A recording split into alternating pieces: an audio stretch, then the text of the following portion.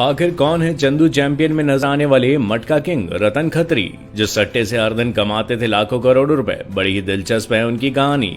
Kartik Aaryan starrer film Chandu champion इन दिनों cinema घरों में छाई हुई है। चंदू चैंपियन की कहानी भारत के पहले पैरालंपिक गोल्ड मेडल जीतने वाले मुरलीकांत पेटकर की है, जो उनके युवा काल से लेकर बुढ़ापे तक की कहानी है। मुरलीकांत पेटकर को ही उनके दोस्त प्यार से चंदू चैंपियन कहकर बुलाते हैं। मुरलीकांत पेटकर एक भारतीय सैनिक थे जो 1965 में हुए पाकिस्तान से युद्ध के दौरान घायल हो गए थे और इसकी वजह से वो दिव्यांग हो गए थे। इसके बाद भी उन्होंने जिंदगी में हार नहीं मानी और वो तैराकी में कूद पड़े। साथ ही चंदू चैंपियन ने अन्य खेल भी खेलने शुरू कर दिए और फिर वो पैरालंपिक्स में गोल्ड मेडल जीतने वाले पहले भारतीय बन गए। फिल्म में कार्तिक ने मुरलीकांत पेटकर का किरदार बेहद शानदार निभाया है। उन्होंने इस किरदार में जान डालने के लिए काफी मेहनत की है, जो उनकी एक्टिंग में साफ झलक भी रही है। मुरलीकांत के रोल में कार्तिक आर्यन ने अपने करियर की बेस्ट परफॉर्मेंसेज में से एक दी है। फिल्म में एक सीन दिखाया गया है कि मुरलीकांत पेटकर 1965 के भारत पाक युद्ध में घायल होने के बाद लकवाग्रस्त हो जाते हैं। फिर उन्हें मुंबई के एक सैन्य अस्पताल में ले जाया जाता है, जहां उन्हें टोपाज यानी राजपाल यादव के रूप में एक देखभाल करने वाला अस्पताल का अटेंडेंट मिलता है। टोपाज को जुआ खेलने की लत रहती है। फिल्म में मुरलीकांत को टोपाज को जुआ खेलने के लिए पैसे देते हुए दिखाया गया है। इसके बाद के सीन में रतन खत्री को मटका किंग के रूप में मुख्य अतिथि के रूप में पेश किया गया है। रतन खत्री आकर जीते हुए नंबरों का ऐलान करते हैं और फिर मुरली हजारों रुपए जीत जाते हैं और तब होती है मुरली और रतन की मुलाकात। इस फिल्म के रिलीज होने के बाद मुरलीकांत पेटकर के नाम की चर्चा तो हो ही रही है, साथ ही रतन खत्री का नाम भी सुर्खियों में आ गया।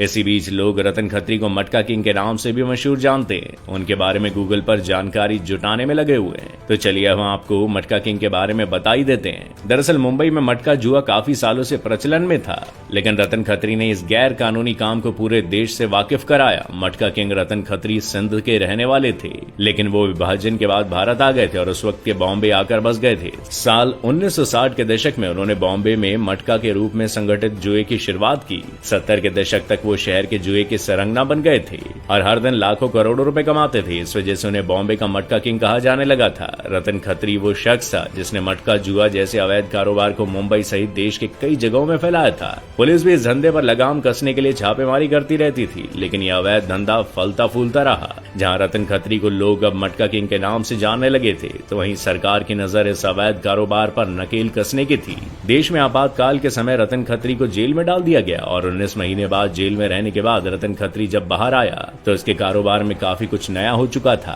हालांकि कुछ दिनों में ही उसने फिर से वर्चस्व स्थापित कर लिया। 80 के दशक में प्रशासन ने इस कारोबार पर लगाम लगानी शुरू की तो धंधा टूटने लगा।